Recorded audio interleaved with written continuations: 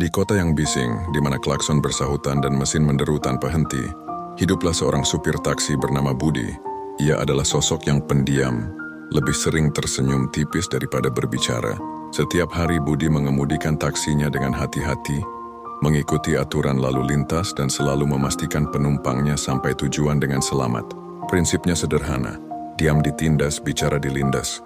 Budi memiliki seorang istri yang sangat dicintainya, Rina, dan seorang putri kecil yang cerdas, Anya. Senyum Anya adalah satu-satunya hal yang mampu membuat Budi merasa lelahnya hari sirna. Demi keluarga kecilnya, Budi bekerja keras dari subuh hingga larut malam. Ia seringkali membawa makanan ringan untuk Anya, dan sesekali membelikan bunga untuk Rina. Suatu hari, Budi mendapatkan penumpang seorang pengusaha kaya bernama Pak Hendra.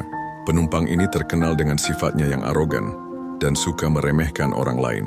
Sepanjang perjalanan, Pak Hendra terus-menerus mengkritik cara Budi mengemudi. "Kenapa kamu lambat sekali? Apa kamu tidak tahu saya punya janji penting?" cerca Pak Hendra dengan nada tinggi. Budi hanya diam, berusaha tetap fokus pada jalanan. Ia tahu di depannya ada kemacetan parah yang bisa membahayakan jika ia terburu-buru. Namun Pak Hendra tidak peduli. Ia terus mengomel dan akhirnya menuduh Budi sengaja memperlambat perjalanan.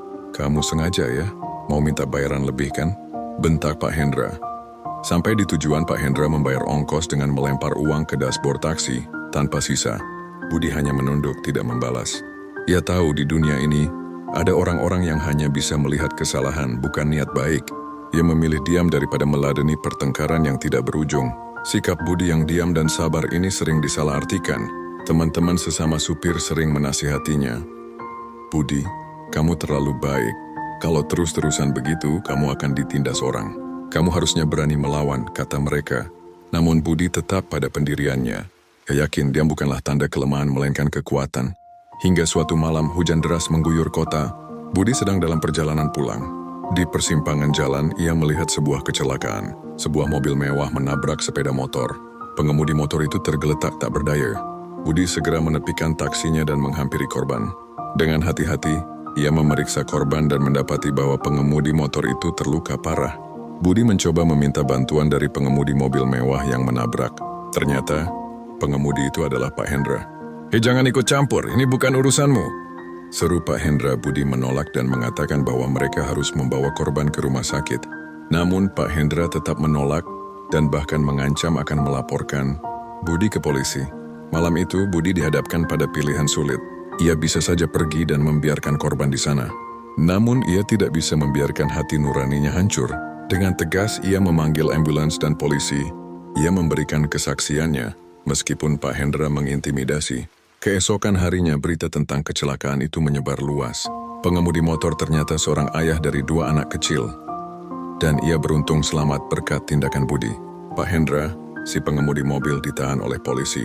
Ia menyangkal semua tuduhan dan bahkan mencoba menyuap Budi untuk mengubah kesaksiannya. Budi menolak dan tetap pada pendiriannya. Ketika persidangan tiba, Budi bersaksi dengan tenang dan jelas menceritakan semua yang terjadi.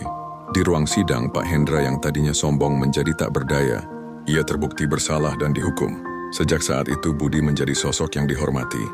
Ia membuktikan bahwa diam bukanlah kelemahan, melainkan kekuatan, dan bicara dengan kebenaran akan membawa kemenangan.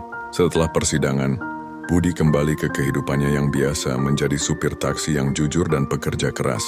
Ia menyadari bahwa prinsipnya yang dulu, diam ditindas, bicara dilindas, adalah salah. Sejatinya, diam bukanlah berarti menyerah, dan bicara bukan berarti melindas. Budi belajar bahwa diam dalam ketenangan adalah kebijaksanaan, dan bicara dalam kebenaran adalah keberanian. Ia tetap menjadi sosok yang pendiam dan sabar. Tetapi kini ia tahu, ketika kebenaran dan keadilan dipertaruhkan, ia tidak akan pernah takut untuk berbicara. Ia terus mengemudikan taksinya, melewati jalanan yang sama dengan senyum yang lebih lebar. Ia tahu ia tidak hanya mengantarkan penumpang, tetapi juga mengantarkan pesan bahwa kejujuran dan kebaikan akan selalu menemukan jalannya.